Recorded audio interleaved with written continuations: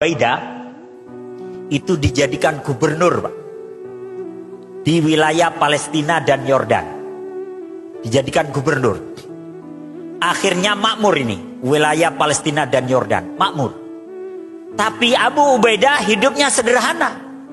Pakaiannya pun tembelan, Pak. Bajunya itu kalau ada yang sobek, dia jahit sendiri, dia tambal, dia jahit sendiri. Dulu belum ada Tanah Abang, Pak. Kalau sobek tinggal beli kita, ya. Ini enggak, dijahit sendiri. Begitu Umar datang ingin melihat kondisi wilayah Palestina dan Yordan, datang tiba-tiba. Memang kerjaannya Umar tuh suka datangnya mendadak, Pak. Nggak mau Umar tuh kalau mau datang ke satu daerah kasih tahu dulu, nggak.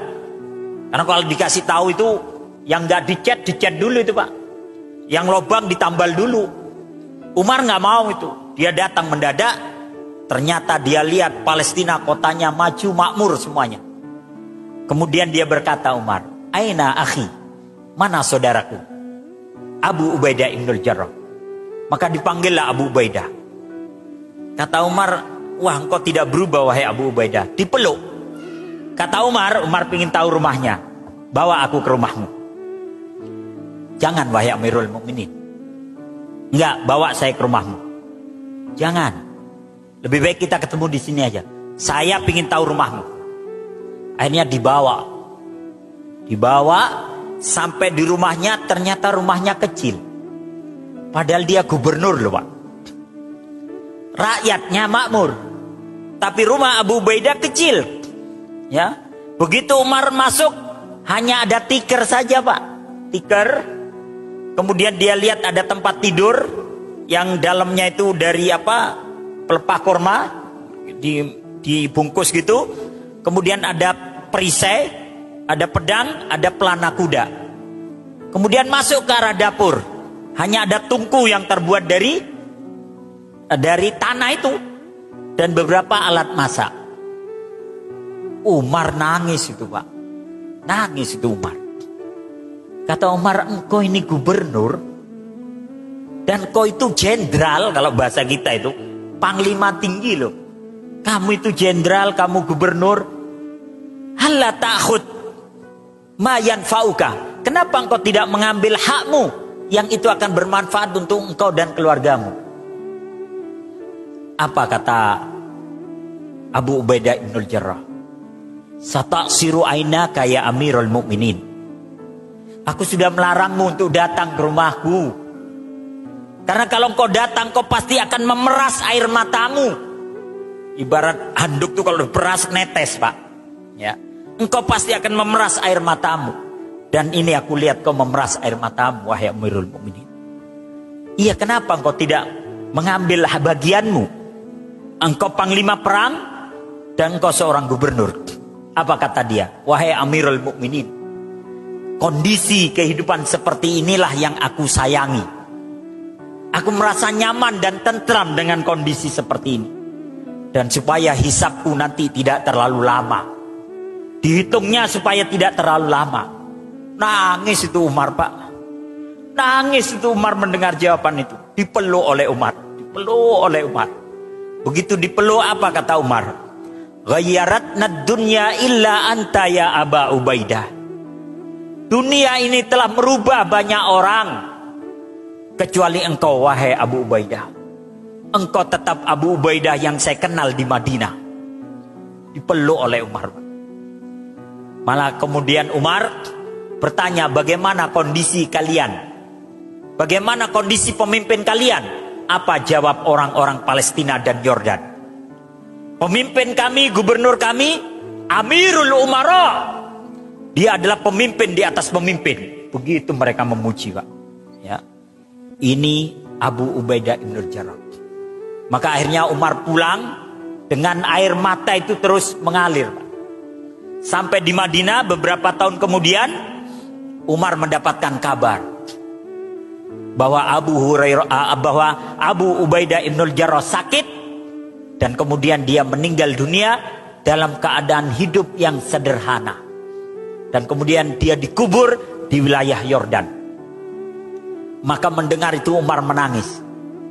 Setelah Umar menangis, dia kumpulkan semua sahabatnya. Kata Umar, berdoalah kalian untuk Abu Ubaidah ibnul Jarrah. Kemudian setelah sejenak mereka terdiam, maka Umar kemudian bertanya kepada orang-orang yang hadir di rumahnya. Kata Umar, tamannau, bermimpilah kalian, ucapkanlah apa yang menjadi harapan kalian. Maka ada sahabat mengatakan, atamanna ayyakuna mil'u hadzal bait zahaban fa'unfikuhu fi sabilillah. Aku bercita-cita, berangan-angan, bermimpi, seandainya seluruh isi rumah ini penuh dengan emas, maka aku akan sedekahkan semua di jalan Allah. Sahabat lain mengatakan, atamanna ayyakuna mil'u hadzal bait lu'lu'an fa'unfikuhu fi sabilillah. Saya bercita-cita, berangan-angan, seandainya seluruh rumah ini penuh dengan intan dan permata, kemudian aku akan sedekahkan semua di jalan Allah. Apa kata Umar? Lakinni atamanna, tapi aku berharap, bermimpi, berangan-angan, ayyakuna mil'u hadzal bait rajulan ka'abi Ubaidah ibnul Jarrah faujahidu ma'ahu fi sabilillah. Kata Umar apa? Saya bercita-cita, berangan-angan, seandainya seluruh rumahku ini penuh dengan orang-orang seperti Abu Ubaidah ibnul Jarrah, kemudian aku akan berjuang bersamanya sampai tetes darah yang penghabisan. Dialah pemimpin sejati, berjuang, tapi dia tidak mengambil harta rampasan perang. Menjadi pejabat, tapi dia tidak mengambil gajinya. Dia juga tidak mengambil kehidupan mewah. Dia lebih memilih kehidupan sederhana. Maka begitu Umar beberapa tahun kemudian, dia ditikam oleh Abu Lu'lu', orang Majusi. Kemudian Umar terbaring itu 3 hari sebelum wafat. Ketika dia terbaring, Umar mengatakan begini, seandainya Abu Ubaidah ibnul Jarrah masih hidup, maka aku akan mengangkat dia secara aklamasi sebagai penggantiku. Tidak perlu musyawarah lagi. Seandainya dia masih hidup, maka saya akan angkat dia sebagai penggantiku, Amirul Mukminin. Kalau seandainya Allah nanti akan bertanya kepadaku, kenapa kau angkat Abu Ubaidah ibnul Jarrah? Maka aku akan menjawab di hadapan Allah bahwa Rasulmu pernah berkata, wa aminu hadhil ummah Abu Ubaidah ibnul Jarrah. Orang yang paling bisa dipercaya pada umat ini adalah Abu Ubaidah ibnul Jarrah. Maka itu jawaban yang akan aku sampaikan di hadapan Allah. Tapi sayang, Abu Ubaidah telah mendahului kita. Inilah kisah seorang sahabat yang dia jenderal, pejabat, mampu untuk hidup mewah, tapi dia memilih kehidupan yang sangat-sangat sederhana. Bukan berarti dia miskin. Kalau miskin itu kondisi hidup. Tapi kesederhanaan adalah pilihan hidup, gaya hidup. Dan itulah dilakukan oleh pejabat-pejabat yang ada pada masa Umar ibnul Khattab. Dan Umar tidak salah dalam memilih para pejabatnya.